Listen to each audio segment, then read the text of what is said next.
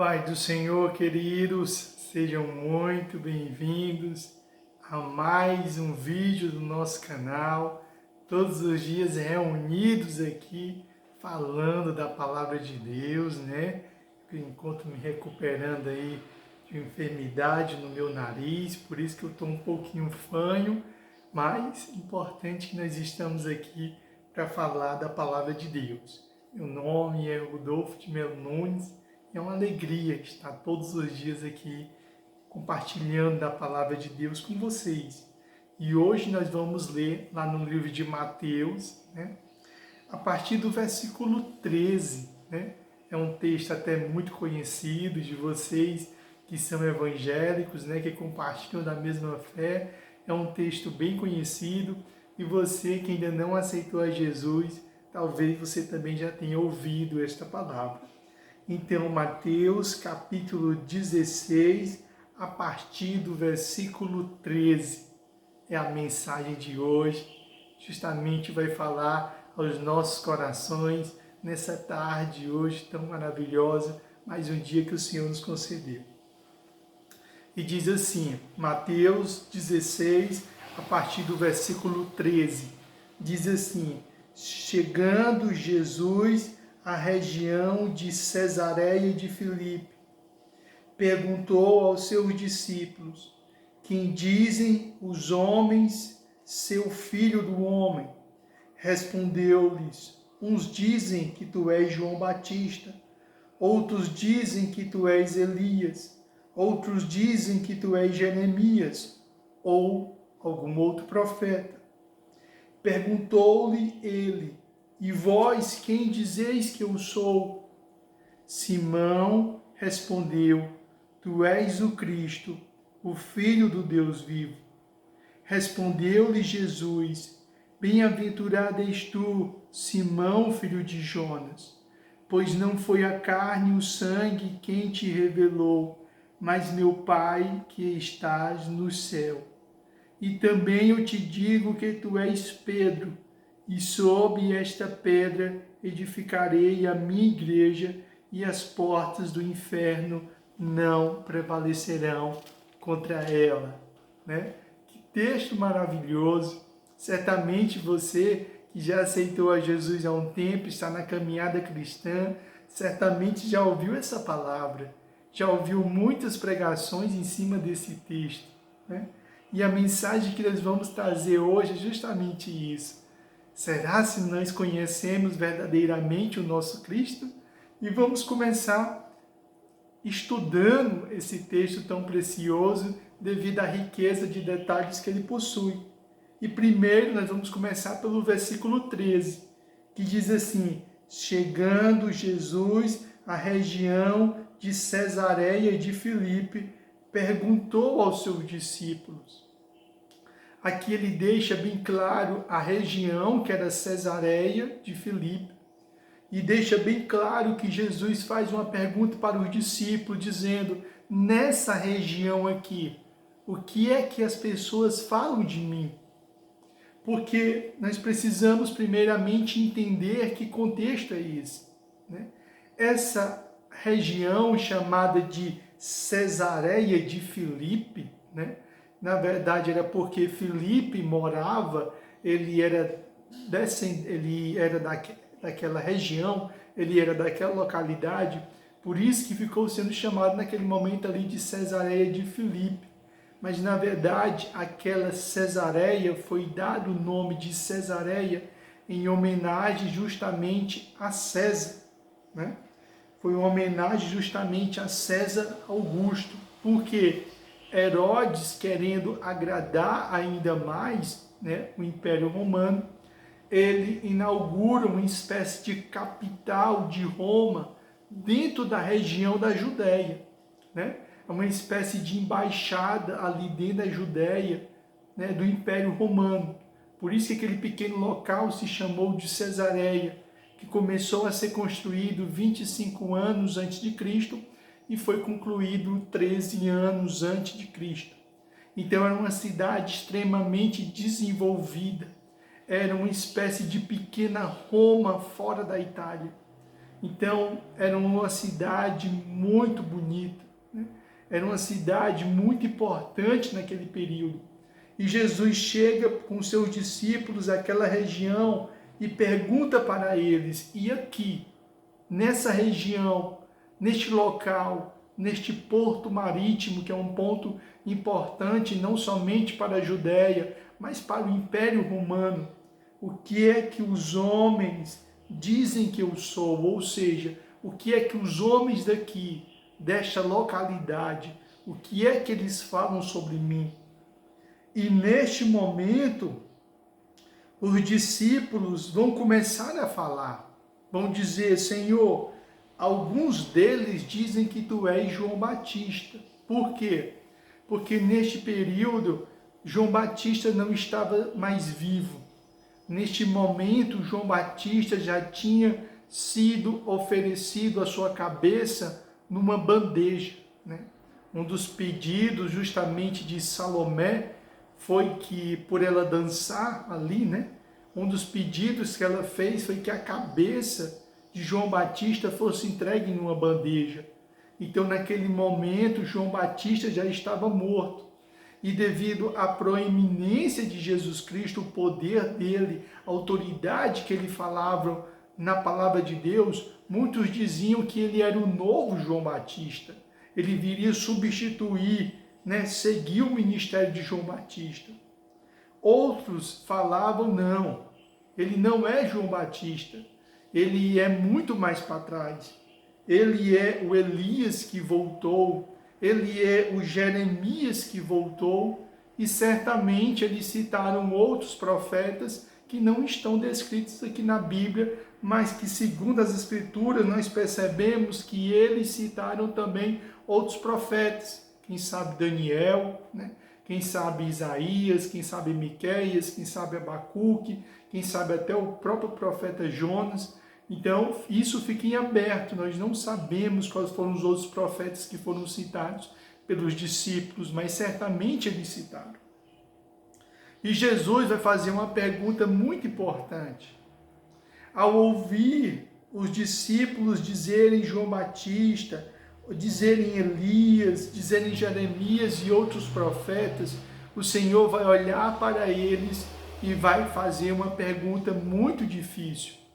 Que hoje, depois que nós temos acesso à palavra, que nesse momento em que nós temos a revelação do Espírito Santo, para nós é muito fácil. Mas lembre-se que naquele momento, toda a plenitude do Espírito Santo estava sobre Jesus Cristo. E a maior prova é que no momento em que ele estava sendo batizado, o Filho se encontrava na água, o Deus Pai se encontrava no céu falando, e o Espírito Santo ele se transfigura numa pomba e pousa sobre Cristo. Então hoje é muito mais fácil nós entendermos quem Cristo é, porque hoje nós temos a palavra e hoje nós temos o Espírito Santo. Mas naquele momento era muito difícil, porque a plenitude do Espírito Santo estava sobre Jesus Cristo. Toda autoridade, todo poder, tudo estava residindo completamente nele. Por isso que ele vai dizer: eu preciso ir para o Pai, porque quando eu for para o Pai, ou seja, quando eu não estiver mais fisicamente, vocês vão receber o Consolador, ou seja, vocês vão receber o Espírito Santo. Da mesma forma que o Espírito Santo veio sobre mim, quando eu estava sendo batizado ali nas águas, e vocês viram o Espírito Santo descendo como pomba sobre mim, e isso foi como testemunho para João Batista, nós sabemos que logo mais eles estariam todos reunidos ali em Pentecostes, e o Espírito Santo viria sobre eles como labaredas de fogo, ou seja, eles conseguiram ver, eles conseguiram contemplar o descer do Espírito Santo sobre eles. Mas nesse momento isso não acontecia, porque toda a plenitude do Espírito Santo estava sobre Cristo. Então o Senhor faz uma pergunta muito difícil. E diante destas perguntas, eu acredito que possa ter havido um pequeno silêncio ali naquele momento. Porque a primeira pergunta era muito fácil. era somente dizer o que é que os outros falam. E dizer para Cristo, ou sempre você dizer o que os outros falam, sempre é mais fácil. O difícil na vida, o difícil no dia a dia, é você dizer o que é que você pensa. Isso é o mais difícil. Dizer o que os outros falam ou dizem é sempre mais fácil, porque você está somente reproduzindo o que os outros falam. Mas o Senhor agora não quer saber o que é que os outros falam, que os estrangeiros falam, que as pessoas que estão lá fora falam. Ele pergunta, e vocês? Né? Vocês que estão reunidos, vocês que estão sempre comigo, para vocês quem eu sou, né? E nesta hora a palavra é muito clara que vai dizer que Simão Pedro respondeu, ou seja, nos momentos mais difíceis, nos momentos de mais adversidade, quem sempre se levantava nessa situação era Pedro, porque nós devemos lembrar que mesmo quando Cristo estava para ser crucificado, Pedro negou o Senhor, negou. Mas quem estava acompanhando o Senhor para cima e para baixo, mesmo de longe, era Pedro. É por isso que ele vai ser interpelado. Olha, você está aqui, mas você não era um dos discípulos dele. É por isso que ele nega. Porque mesmo na hora ali que Cristo estava para ser crucificado, ele acompanhava todo o processo. E é justamente por acompanhar esse processo que ele vai ser abordado. Onde vão dizer, olha, não era você que estava com ele, ele vai dizer, não, eu não estava com ele, eu não conheço. Então é justamente nesse momento que ele nega, porque Pedro, né, ele sempre esteve ali próximo de Cristo, tanto Pedro como também João, eram dois que estavam ali sempre. Mas neste momento, quem vai tomar a palavra, né, quem vai falar primeiro é justamente Pedro, e vai dizer, tu és o Cristo, o Filho de Deus. Ou seja, tu não és um profeta, tu não és um sacerdote, tu não és um rei, tu não és nada disso do que estes homens estão falando. Tu és muito mais do que isso. Tu és o Cristo, ou seja, tu és o Messias prometido, tu és o Messias tão esperado e tu és o Filho de Deus. Ou seja, tu és aquele que nós tantos esperávamos, tu és aquele que nós tantos aguardávamos, tu és aquele que os profetas de Gênesis até o livro de Miqueias, Malaquias, né? Tu és aquele que é falado na Bíblia, né? Ou seja, tudo que está descrito no Antigo Testamento faz referência a ti. Então, tu és o Filho de Deus.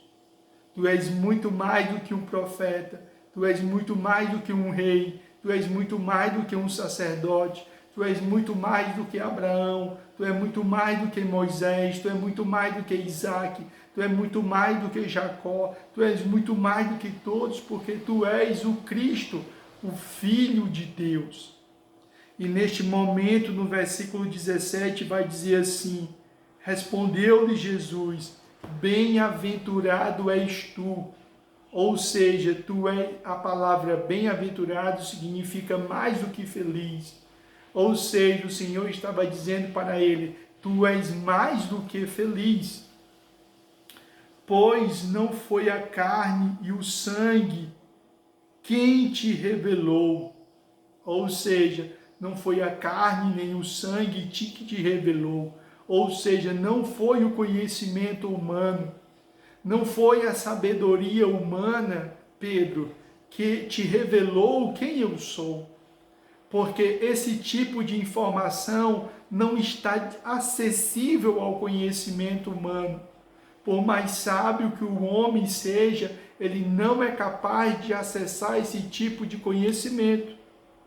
Então, eu estou muito feliz, né? Mais do que feliz, porque quem te revelou não foi o sangue e não foi a carne, mas meu Pai que estás nos céus. Ou seja, neste momento, quem revelou para você quem eu sou foi o meu Pai que está nos céus. E é interessante que Paulo, depois que Paulo se converte ao Evangelho, ele vai dizer que muitas vezes, né, ao longo de quase toda a caminhada dele, aquilo que ele escreveu, aquilo que ele falou pela palavra, não foi adquirido aos pés de Gamaliel, não foi adquirido em livros, mas foi o próprio Deus que revelou a ele, que entregou a ele aquela revelação de forma que ele pudesse ser o apóstolo dos gentios.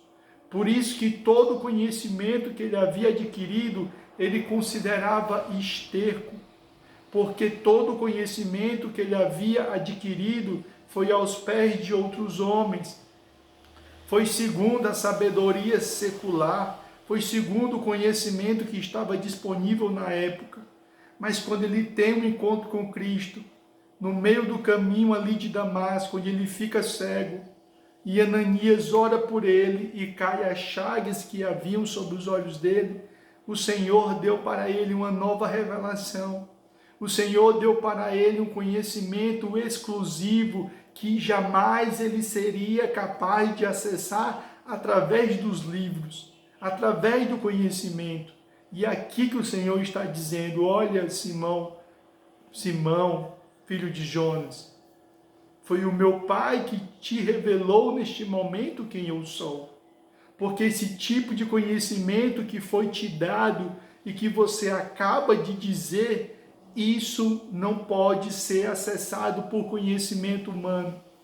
E isso é muito importante, porque existem muitos estudiosos da Bíblia, existem pessoas que têm um profundo estudo da teologia, mas isso não significa que eles têm profundidade com Deus, porque existem coisas na palavra de Deus que não são acessadas, que não são disponíveis, porque elas estão escritas. Não, você lê e o Senhor lhe dá uma revelação sobrenatural daquilo. E somente o Senhor pode dar, somente o Senhor permite acessar. Porque muitas vezes o Senhor fala na sua palavra que os pensamentos do Senhor são muito mais altos do que nossos pensamentos, que os planos do Senhor são muito melhores do que os nossos planos. E Ele ainda diz mais: a nossa sabedoria é como loucura diante de Deus, porque por mais que o homem estude, por mais que o homem se esforce, ele não vai ter uma compreensão de como as coisas verdadeiramente são. Paulo chega a dizer nas Escrituras que o mundo que nós vemos ao nosso redor, nós vemos como se fosse através de um espelho. Nós vemos como se fosse através de um enigma, ou seja, nós não sabemos como verdadeiramente as coisas são. Mas um dia, quando o Senhor voltar, tudo aquilo que é meio embaçado, tudo aquilo que muitas vezes é revestido por uma certa incerteza, onde muitas vezes nós construímos parábolas, analogias para tentar entender, vai estar tudo revelado diante dos nossos olhos. Ou seja, conhecimento sobrenatural estará agora acessível a todos de forma completa, nem por parábola, nem por sombras, nem por analogias, por nada, porque os olhos verão e contemplarão como o Senhor verdadeiramente é. E é justamente isso que ele vai dizer. Isso agora que você acabou de dizer foi o meu Pai que te revelou. Foi um conhecimento que só pode ser acessado por aqueles que Cristo permite e que Cristo concede. Por isso que muitas vezes você estuda a Bíblia, você lê a Bíblia, mas certos conhecimentos não são acessados à sua mente. Eles permanecem guardados no oculto e no tempo certo e no momento certo o Senhor libera esse conhecimento para que você possa acessá-lo. E é justamente isso que está aqui. E ele vai dizer: e também eu te digo que tu és Pedro, e sob esta pedra edificarei a minha igreja, e as portas do inferno não prevalecerão contra ela. Existem algumas pessoas que fazem a seguinte tradução desse texto. Quando o Senhor diz, e também eu te digo que tu és Pedro, e sobre esta pedra edificarei a minha igreja. Então, alguns pensam que quando o Senhor está relatando esse texto, ele está dizendo para Pedro que ele edificaria a igreja dele em Pedro. E por isso Pedro se tornaria justamente o primeiro papa, ou seja, o primeiro bispo da igreja. Só que o Senhor não está fundamentando a sua igreja não em Pedro, porque Pedro, ele é um ser humano, ele é frágil e a sua fragilidade vai ser mostrada muitas vezes. A igreja não foi fundamentada em Pedro, mas a igreja foi fundamentada nessa revelação que foi concedida a Pedro, né? Porque veja, o texto é bem claro e diz, e também eu te digo que tu és Pedro, e sobre esta pedra, é um trocadilho de palavra, e sobre esta pedra edificarei a minha igreja, porque Cristo, ele é a pedra angular. Ele é a pedra que a igreja foi edificada. Ele chega a dizer na sua palavra que ele é a pedra de esquina que foi rejeitada. A pedra de esquina é a principal pedra de sustentação de qualquer tipo de construção do mundo antigo. Então Cristo é esta pedra que permite a construção tanto do Antigo Testamento como do Novo Testamento. Então não é Pedro.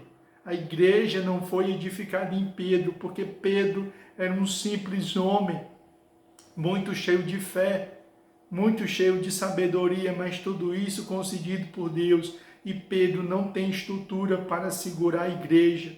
Pedro não tem estrutura para que a igreja pudesse ser edificada nele. A maior prova que eu dou para vocês é que Pedro, no dia em que ele encheu o seu coração e disse para Cristo, Senhor, todos podem te abandonar, mas eu jamais te abandonarei. O Senhor repreendeu de duas formas, dizendo, Pedro, não diga isso. Antes que o galo cante, você irá me trair. Ainda digo mais, em uma outra passagem, Satanás te pediu para cirandar.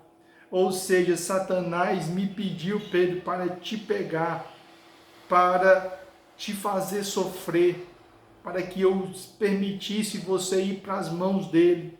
E eu que não permiti. Então Pedro não teria condição de que a igreja fosse fundamentada nele, porque a igreja não pode ser fundamentada em homem, não. A igreja é fundamentada em Cristo, porque a igreja é o corpo e Cristo é a cabeça, né? E não adianta de nada você ter um corpo se não há cabeça, porque é da cabeça que procede toda a informação, que procede todo o funcionamento do corpo inteiro.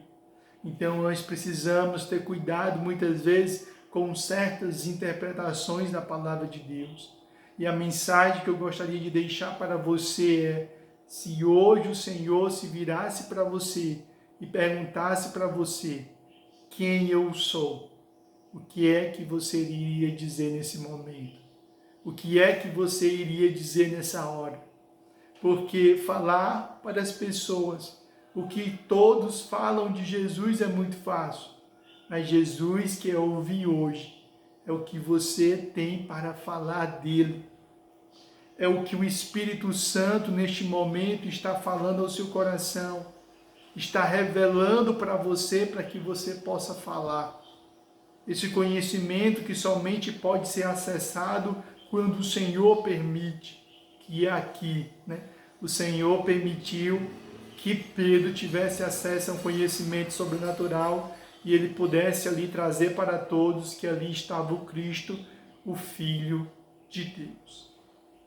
Fechemos os nossos olhos para que nós possamos orar, terminando esse pequeno devocional.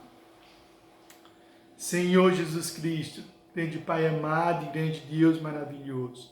Senhor, nós queremos te agradecer por esta palavra, Senhor. Que essa palavra possa ter falado aos nossos corações. Estou ainda um pouco me recuperando, Senhor. Essa enfermidade que tem vindo sobre a minha garganta, sobre o meu nariz, Pai.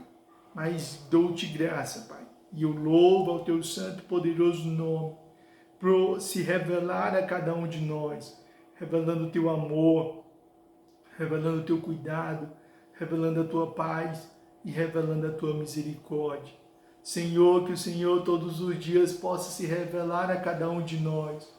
Porque, Senhor, por mais que nós venhamos estudar a tua palavra, por mais que nós venhamos comprar livros de teologia sistemática, por mais que nós venhamos ler Spurgeon, John Wesley, venhamos ler, Senhor, Calvino, venhamos ler, Senhor, tantos estudiosos da tua palavra, Senhor, né? Tantos homens poderosos que foram utilizados na tua palavra, como Spurgeon, como Moody e tantos outros, Pai. Existe um conhecimento que continua preso, existe um conhecimento que não é acessado, existe um conhecimento que ele precisa ser revelado. Por isso que existem muitos teólogos, existem muitos estudiosos da tua palavra, que escrevem livros e livros e livros, mas o conhecimento para eles não foi liberado. São textos extremamente vagos, são textos repletos de muita historicidade, são textos repletos de relatos, mas nós não sentimos o teu mover, nós não sentimos a tua graça, nós não sentimos, ó Deus, que um novo conhecimento foi acessado e algo sobrenatural foi revelado. Por isso que o Senhor diz que o seu ministério, assim como Paulo também muitas vezes falou, principalmente Paulo, que o seu ministério não consistia somente em palavras, mas consistia também em poder, em revelação, em línguas, em curas e milagres, ou seja, o sobrenatural precisa ser acessado. E para que o sobrenatural possa ser acessado, somente o Senhor pode conceder. Porque a tua palavra, ela está livre para que todos possam ler. Para que todos possam ler no livro físico. Para que todos possam ler no celular. Para que todos possam ler no tablet. Mas existe um conhecimento que não foi acessado. Existe um conhecimento que ele precisa ser revelado, e o Senhor só dá para quem Ele quer e na hora que Ele quer e segundo a sua vontade. Senhor, que nós possamos ter um coração humilde todos os dias, para aprendermos a Tua palavra, nos colocarmos, ó Pai, no centro da Tua vontade, te pedindo perdão pelas nossas falhas, te pedindo perdão porque muitas vezes nós não reconhecemos, Senhor, e nós ainda, Senhor, somos como meninos, que nós lemos a Tua palavra e nós somente vemos aquilo que está escrito, e o sobrenatural ainda não foi acessado. Que o Senhor possa permitir que o sobrenatural possa ser acessado pela nossa mente, seja acessado para o nosso coração, para que as nossas vidas possam ser abençoadas, para que os nossos corações possam ser edificados, mas que acima de tudo, Senhor, nós possamos ser canal para outras vidas que precisam aprender da Tua palavra, outras vidas que precisam conhecer o Teu amor, Senhor, outras vidas que precisam ser perdoadas, outras vidas, Senhor, que precisam ler essa palavra e não enxergar somente como um livro, mas enxergar como verdadeiro manual que traz vida para todos os homens. Porque essa palavra, que é a palavra, que é a Bíblia, e aqui não contém a palavra de Deus, aqui é a própria palavra de Deus. Todas as palavras, todos os substantivos, todos os verbos, todos os adjetivos, todas as preposições, todas as orações, tudo, Senhor, revela o Teu amor, tudo revela o Teu cuidado. Mas se não houver o sobrenatural, serão somente um amontoado de letras, e eu poderei tirar dela a interpretação que eu quiser. Mas se for acessado, Senhor, conhecimento sobrenatural, aí sim eu saberei qual é a verdadeira verdade que existe por trás desses textos, porque o Senhor é a verdade, o Senhor é a essência da verdade e existe algo sobrenatural nessa palavra, Senhor, que o Senhor dá somente àquele que Ele quer. E isso revela mais uma vez a Tua graça, isso revela mais uma vez a Tua multiforme graça de amor e de misericórdia em nossas vidas, Senhor. Que o Senhor possa nos dar mais uma tarde maravilhosa, que esta palavra tenha sido uma palavra de edificação, que essa palavra seja uma palavra de transformação na nossa vida e nós não venhamos jamais esquecer do Teu ensinamento, do Teu cuidado e do Teu amor. É que eu te agradeço, não só hoje, mas para todos sempre. Amém e amém. Queridos, que essa palavra possa ter falado ao seu coração. A minha voz já está indo embora, né? Mas louvado seja Deus que deu-me força para finalizar essa palavra. Que Deus abençoe poderosamente a sua vida, né? Você que já faz parte desta grande família, que Deus te abençoe lá na sua igreja, lá no seu ministério, que o Senhor te fortifique, que o Senhor te fortaleça. E você que está assistindo esse vídeo aí, né? Não sei quando, mas que está assistindo esse vídeo, que o Senhor possa ter falado ao seu coração e você possa ter o desejo e a vontade de voltar para os caminhos do Senhor. E você que ainda não aceitou, né, que o Espírito Santo possa ter usado a minha vida para levar uma palavra ao seu coração. Quem sabe você possa aceitar a Jesus e descobrir esse amor na sua vida. A paz do Senhor, que Deus te abençoe e até o nosso próximo encontro.